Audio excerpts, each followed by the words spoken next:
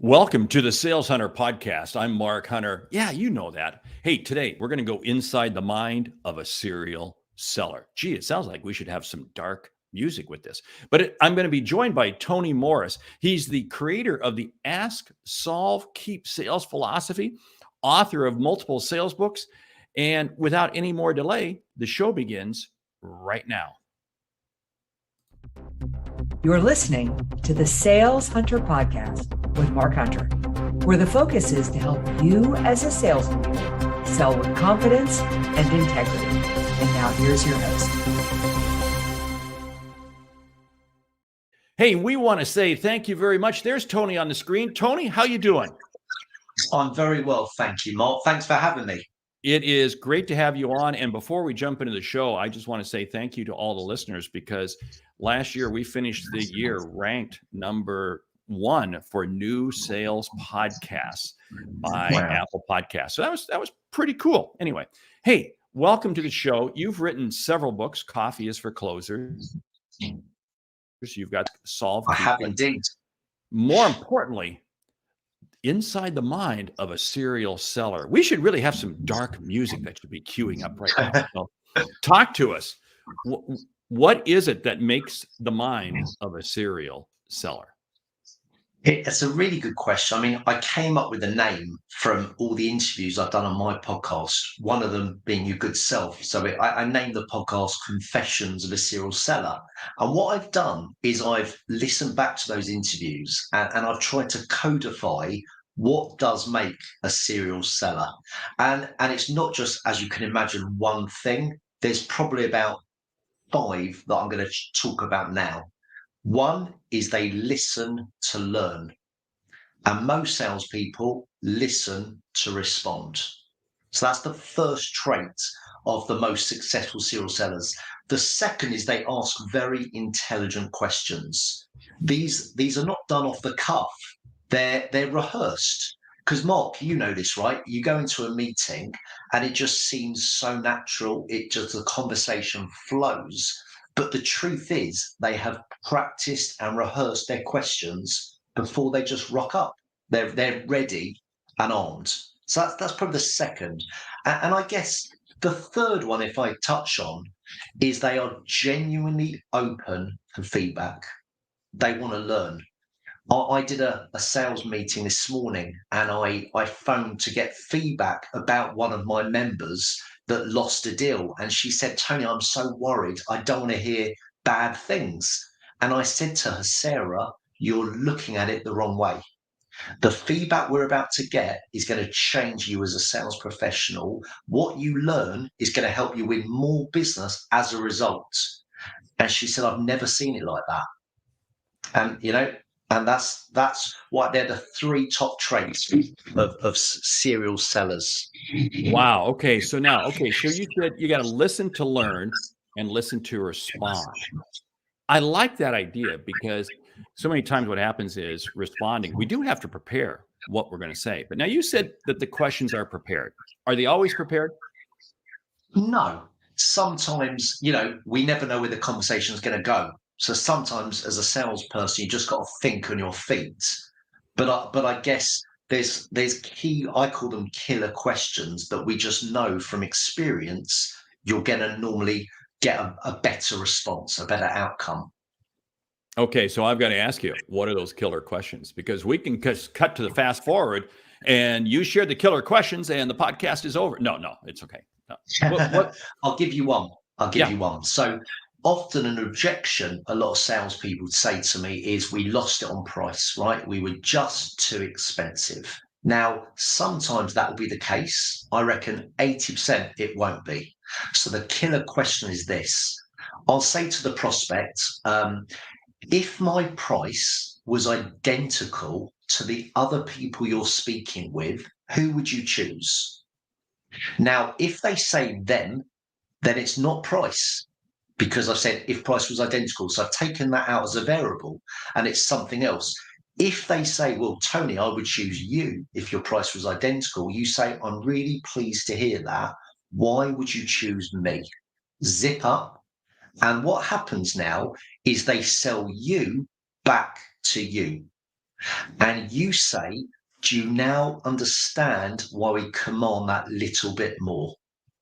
And there is nothing more persuasive than the prospect selling you back to themselves. I That's love just that. one. I love that. I love that because this is so key. So many times we try to tell the prospect, the customer, how to think. And yet, if we ask our questions right, the tables get turned and they in turn, Correct. and I love that whole setup. Now, what happens if there's no competitor, no other competitor on the table? Because the number one um, source of competition that we face is the customer makes no decision. Yeah. Yes, that's a really good question. So what you're saying to me is there is no competition. It's just they're just looking at us and they're still trying to negotiate on price. Is that what you're saying? Right. So this is what you do. That's a really good question. This is what you do. You say, look, let's just put price to one side for a moment. Are you happy with everything that we presented to you in terms of our strategy, this? And they go, yeah, absolutely.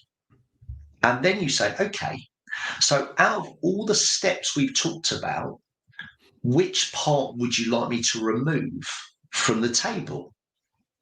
And they'd say, well, nothing. And you say, then why are you asking me to remove part of my fee? Okay, now I like what you just said because you are calling the elephant out in the room. Too many times, salespeople are afraid to get price out on the table. I was just in Lithuania a week ago, speaking to a large audience there on price, and this very same issue came up. And I love how you handled it. Couple things I want to dive into, and that is what happens if you put it on the table and the customer says, "Yeah, but I want everything that you offered, but I'm not going to pay that price." Now, how do I get past that? Yeah, really good. I'm loving these objections. So you say you try and look at what watch they're wearing. Now, let's say, like me, they've got, without showing off, a Rolex, right? And you say, I notice you're wearing a Rolex. Can I ask you, where did you buy it? And they say, well, I got it at a Rolex shop. Okay, I'm not going to ask the price. I think that's insulting. But did you ask for any money off? Of course not. Why? Well, it's a Rolex. What? Why? Well, it's a Rolex. You don't negotiate for a Rolex. Good, Mr. Customer, and that's why we don't negotiate on our price. We are the Rolex of software. And customers that have worked with us for 14 years never question our price because they know the value that we bring to their table. The service is exceptional beyond belief, and our price is never negotiated on. That's how we deliver world-class solutions. That's what I'd say.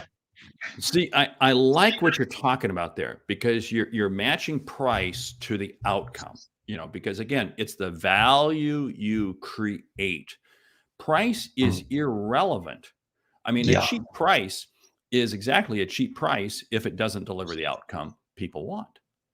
And I always say people don't really want to buy anything. They invest. They invest. Why did that person Yeah. buy that Rolex watch? Because they wanted a certain image. They wanted a certain impression. They wanted to achieve something. So they were willing to invest in that Rolex watch.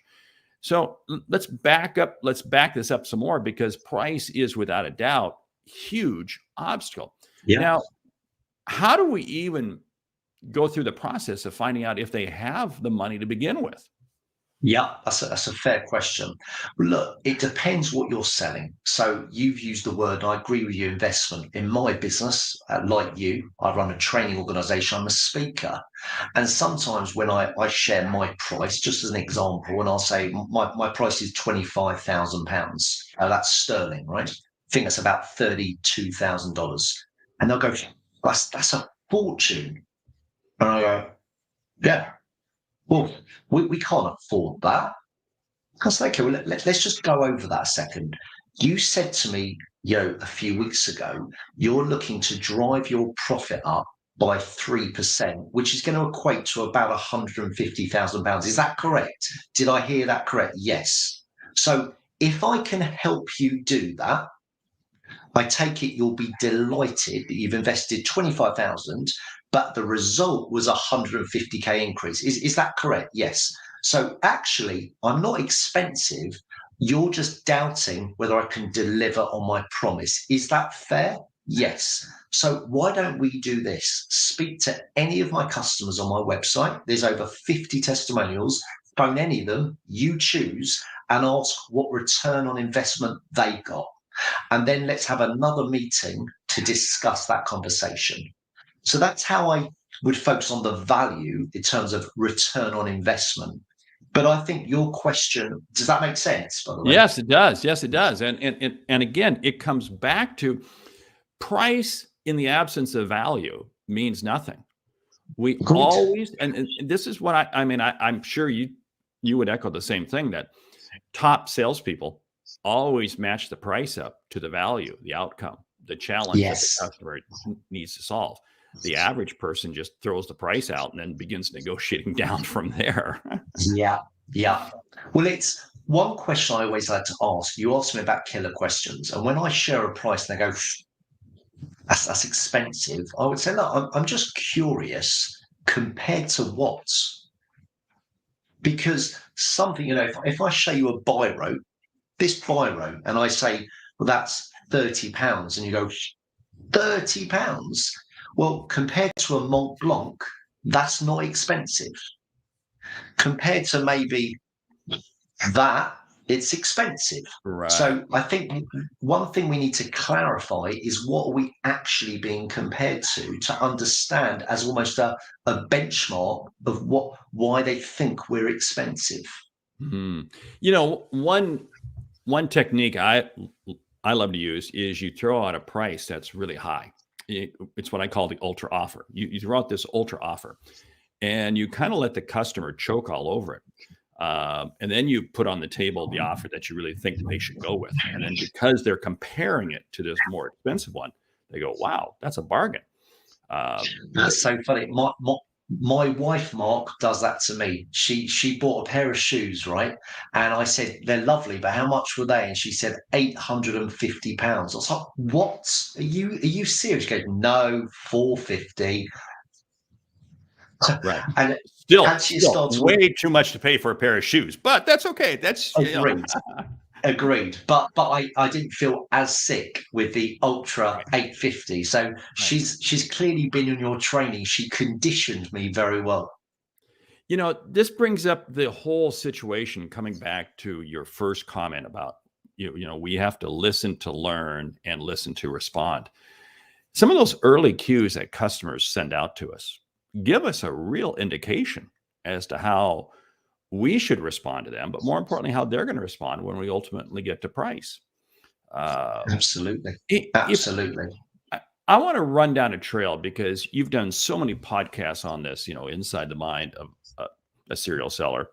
How do we really understand if the customer, the problems that they're saying are really the problems that they have? That's a brilliant question. I think it's about digging deep. So we know that solving problems is a bigger driver to gaining pleasure. I think it was Brian Tracy in his podcast, in his DVD that I've listened and watched, he said you're 2.5 times more motivated to solve a problem than to gain an outcome, a pleasure. So we know we've got to drill down on problems. So, the first question will be, what are the key challenges your business is facing? We hear those. And then we say, what impact's that actually having on the business? We hear those. And we say, what have you tried to solve those so far? Which is really going back to the spin selling methodology, right? But then it's got to go deeper. And then the key is say, look, if this keeps getting worse, then what? And I think by going deeper, you're getting to the crux of the problem. And this is a good example, Mark. I remember speaking to a sales director that said, what's the problem? Conversions. My sales team are not converting. Why? I don't know. That's why you're here. And I drilled down. What actually came out of it is he was scared he was going to lose his job, because his previous sales director didn't hit target and he got fired. And this guy has a family, like many of us. He earns £150,000 a year and he can't afford to lose that job. He would be in serious trouble. That was actually the problem. So what I had to do is not only explain how I'm going to get the team's conversions up and increase their productivity and increase their value, I had to help him sleep at night that his job was secure, because that was the real issue that he had. Wow. Now you just said a lot there. I want to go back to that Brian Tracy comment because I buy into that 100%. We are 2.5 times more likely to try to solve a problem versus a gain. And Yeah. this many times what happens with salespeople, I see this, is that salespeople hear the customer talking about a gain and then they run with it. But they really fail to realize that there's a pain that they should be chasing. So Definitely. how do I really dig in to find out the pain? Because you said also, again, you said some great stuff there. We probe down. We go deeper, Yeah. deeper. Yeah. Average people don't do that. Great salespeople do. How do we? Great. What are some logical questions to allow us to go deeper? Yeah. Great question. So I'll give you an example rather than tell you what I've done. So one question I always ask when I'm on a prospecting meeting, a discovery call, is what are you looking to get out of training, right? And they'll 99% said more sales, right? And I just thought to myself, it's impossible that every prospect's got the same goal. It's not possible. So I realized it was my fault. I was asking it the wrong way. So I changed the question. So, and something I've learned is if you don't get the right outcome, change the question. So I said it like this. I said, Mr. Prospect, Mrs. Prospect, let's fast forward 1 year from today.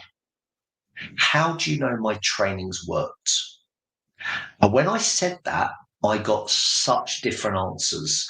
The morale has gone through the roof. Our call activity has tripled. Our conversion rates increased by 11%. Our bottom line, blah, blah, blah, blah, blah. So, what's changed? The question changed. So it goes back to my point I said earlier. Top serial sellers ask intelligent questions, not standard ones that their boss says you've got to ask. So they study and they test and measure which questions get the best responses that leads them closer to a sale. And once they know that, rinse and repeat.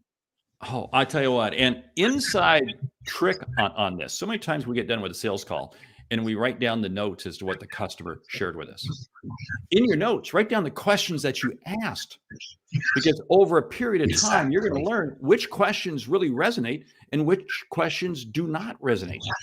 And so many times, just as an example, you share at the beginning, it's just changing a couple words. You change a couple words and it suddenly changes dramatically the answer you get. If you don't like the answer, change the question. Wow. So a good example, Mark. So I'm writing a book at the moment called Ask Better Questions, Get Better Results. One of my friends owns a vape shop, very successful. He does very well. He's about to open his second shop. And I was in there just having a coffee with him, and he got a customer came in and he was a regular customer, right? He bought his regular vape and they were chatting. He left. And I said to Gavin, the owner, why did he not use a loyalty card? He said, we don't do that. Really? But surely every time they buy vape, you give it a stamp and they're going to encourage them to come back. He said, we've tried it. It didn't work. And I said, what do you mean you've tried it? He said, I've tried to offer cards. It doesn't work. I said, next one who comes in, do it. So a prospect came in and Gavin said, he starts questioning him what he wants. Goes, by the way, would you like a loyalty card? And the guy says, no, thank you. He said, that's okay. And he left. And he looked at me, goes, I told you it doesn't work. I said, right, next one I'll do. So I served the prospect, right? Came in and I said to him, I recognize you. You've been here before, haven't you? Yeah. Then why aren't you using a loyalty card? I don't have one. What? Let me sort out straight away, because every 5 shops you get free vape. What's your email? And then I got his email. I got his name. He became their first loyalty card customer. And now he's got about 37 loyalty members that keep coming back. And all I did different was change the direction, change the question. Audience, I'll tell you what, salespeople listening to this, do you hear what Tony just said? Now, yes, it's with a British accent because we are coming across the pond today, but I love that. So it was a loyalty card if you didn't know what he was saying. So, but anyway, I love this and I appreciate it because you shared, all you did was you changed a little bit because now you put the ownership, so to speak, on the prospect. Like, wow, I definitely need this. I definitely want this. And just by changing how you asked the question, I love that. It's such an important point, right? We know what's in it for me. We know that, right? And if we can't articulate that in 10 seconds, they're not going to want to buy. So the whole key of, what? You don't have a loyalty card? Let me sort that out. So, and say every 5 shops, you get a free vape. But the other technique as well is what I call don't ask, tell. So rather than me saying, would you like one? I still give them the chance to go, no, it's okay. Saying to her, let me sort that out for you. What's your email? And it's very unlikely they'll go, no, I'm good, because you've put it on them. You've told them what's in it for them, and you've taken away the control by saying, let me help you. Let me sort that out. So they thank you for doing them a favor, although it served us. And Gavin was like, can I offer you a job? I was like, thank you, but not at the moment. I'm pretty busy. But it was nice for him to see it working. I'll tell you what, great example right there. And again, it wasn't that you were, so to speak, I had that question written out. It's just because of your knowledge and your experience, you knew how to phrase it, how to do it. And again, that's the mark of a competent salesperson, because they've been in enough rodeos, they've been in enough dances, they've been in enough vape shops that they know the questions to ask. Hey, we got to wrap up the show here. Tony, we've been talking with Tony Morris across the pond from the UK. How do people get in touch with you? Probably the 2 best places. LinkedIn is always good. I'm there every day. Send me a message. And my website, so TonyMorrisInternational.com. And for those of you listening, I'll be delighted to give them as a gift, Mark, a copy of Copies for Closers. I've got an ebook. I'll be delighted if they want to ping me an email, and I'll send them a copy of my ebook with absolute pleasure. Yeah. And you can go to your website, because I saw that on there today when I was out there. So that's good. Tony Morris International. Hey, with that, we want to say, Tony, thank you very much. Absolutely a delight, because the way you phrase questions, the way you phrase things, I'm going to encourage people to go back, listen to this podcast again, listen to what Tony had to say, and you're going to get more price. So with that, we want to say thank you for listening. I do trust you value the content shared, and you'll take a moment to leave a review on your favorite podcast app. And hey, each week you get 2 shows, one a short show from me just sharing a single sales insight, and another one like today, a longer interview with a leading sales expert. Hey, the Sales Hunter podcast is your place to go for leading sales insights. Thank you for listening. I'm Mark Hunter.